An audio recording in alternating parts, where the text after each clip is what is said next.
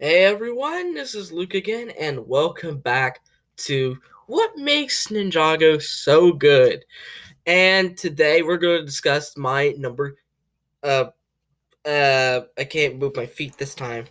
I got my number 11 reason, if you count this pen, for why Ninjago is just that good. Um, Last time I talked about the merchandise and how it plays a huge role in why Ninjago is still selling to this day. Now, this one is kind of a bit more minor since I don't really care too much about it, but I know that some people do. But because of that, it's number 11. And because it actually plays a role in the show, and that is the animation. Yeah, I don't really care too much about the animation because to me it's all about the story and the character. If it tells a good story, I don't care how it's being told, as long as the story is being told in a great way. But I know there are some people like graphic designers, artists, people in those fields that really do like the animation and want the animation to be at its best, and I can completely see why. Because if you didn't know, Ninjago's went through kind of a weird phase when it comes to animation. At first, it went through the Will film phase from the pilots to season 7. With season seven's animation being supposedly kind of lackluster compared to the previous 6 seasons. Now, I will clarify this to me, and I'm pretty sure er people need to realize this. The animation is not what's wrong with season 7. It's not the animation at all. Because animation, I'm pretty sure, is how a scene is supposed to look, or like how the characters are supposed to move and stuff like that. Um, Now, obviously, there's some animating, like you have to animate the trees in the background. Like, those are fine. Like, the city is fine.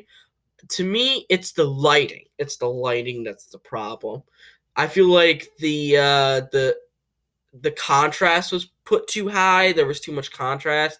Like and like either that or the brightness was set too low to the point where you just really couldn't see anything. Especially during the scene like the swamp where you could barely see anything in that swamp scene because it's so dimly lit. Um But back to, the video talking. Then it went through sort of a weird little phase between seasons 8 to 10 where it actually had upgraded animation. And that's also kind of thanks to season 7 because it really had, not a big of a but as big of a budget, but now since it had a bigger budget, it could produce more stellar animation. And Wilfilm actually partnered with another studio known as Zentrix. Wilfilm did most of the work, but Zentrix did help out. And the animation looks absolutely gorgeous. Looks very cinematic.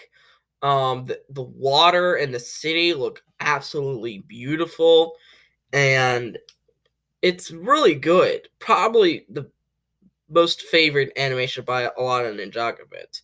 Then we had its third phase, which um, is the Wild Brain phase, or formerly DHX.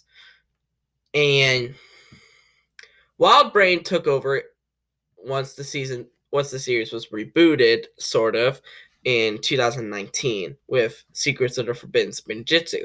Yeah, the background of the city looks a little too generic, but maybe it's because we've seen just a generic city most of the time. Maybe, except for maybe 8, 9, and 10. Um, but what they did was they added more details onto the suits where you could see like every little curve in it. And also it kind of does look like the Wi-Fi logo. It looks like when you're getting Wi-Fi, which I thought was a little neat thing. Um, and they added more details and everything, which is cool and whatnot. But a couple of people that I've talked to said that, oh, sorry, camera, that they're kind of backwards. Like the Wild Brain animation is like the antithesis or the complete opposite of the Zentrix help. Whereas, the Zentrix kind of built up the city and made the city look absolutely gorgeous, but nothing too savvy on the character models. Whereas, season 11 actually did a lot of detail on the character suits, but nothing too much on the city. And I actually have to agree with them on that in that aspect. But the animation has still been stellar all these years. Like Spinjitzu, I think has never looked better than it did in the past. Because we did have some infamous animation errors over the course of the time. The worst of these is probably season 9 with Kai taming the winged dragon. He has his season 8 suit, yet he's in season 9 where his suit's ripped up. So not only did it break continuity by showing a season 8 suit, it's like it magically fixed itself, but also because this lasted an entire bloody minute. Usually most animation errors last 10 seconds at most. But when it lasts like about 5 to 6 times that amount, it's just like, come on, man. There other notable animation errors was Lloyd in I think it was episode 25, where he is seen with his ZX suit, even though he already has his kimono. And what's a little bit shocking about that scene is that it happens for 2 shots, basically. And like, you would think that they would have gotten rid of it after the first one, but nope, it still stays there after the second shot. But only does it switch back to the third shot, does it go back to the kimono, which I thought was a little hilarious, to be honest. But yeah, there are other more small errors, but those two are probably the biggest oofs of the series. Yeah. Will Film's animation was a good starter animation. It was good starting. Zentrix definitely helped, make it a little bit better, but the Wild Braids definitely felt like a new style. It definitely felt like something new, which is kind of what they were trying to imply with this new supposed series of Ninjago. As I said before, Spinjitzu never looked better. Absolutely, Spinjitzu in Will Film, to me, was all right. But what I didn't like about the Spinjitzu tornadoes is how they kind of stayed in place. They were kind of like a top, sort of. Which I understand that's kind of the point. But tornadoes curve, they bend and stuff like that. They don't stay in the same place. They curve and they bend. They will do nothing to get absolutely anything to get in their way.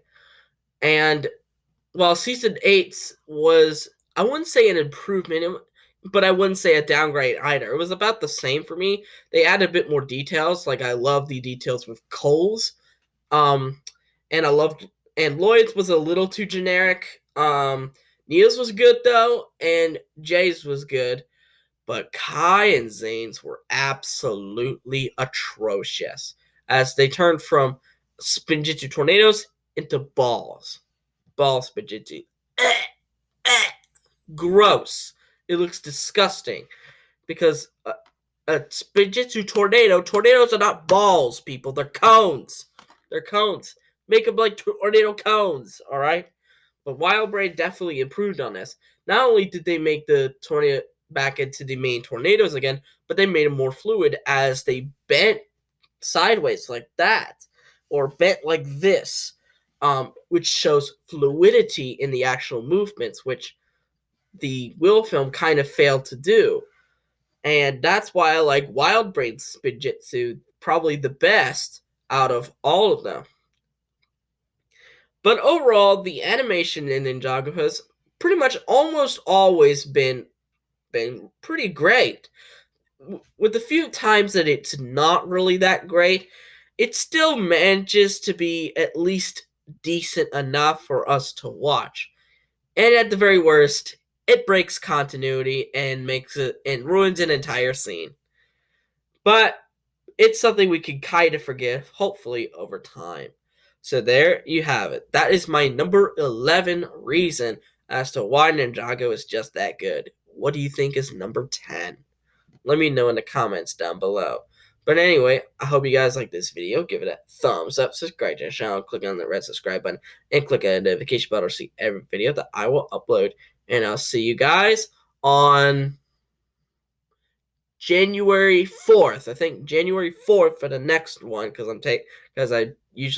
because January 3rd maybe will be just a random Ninjago video that kind of breaks in it here. But anyways, I'll see you guys on the 4th. See ya.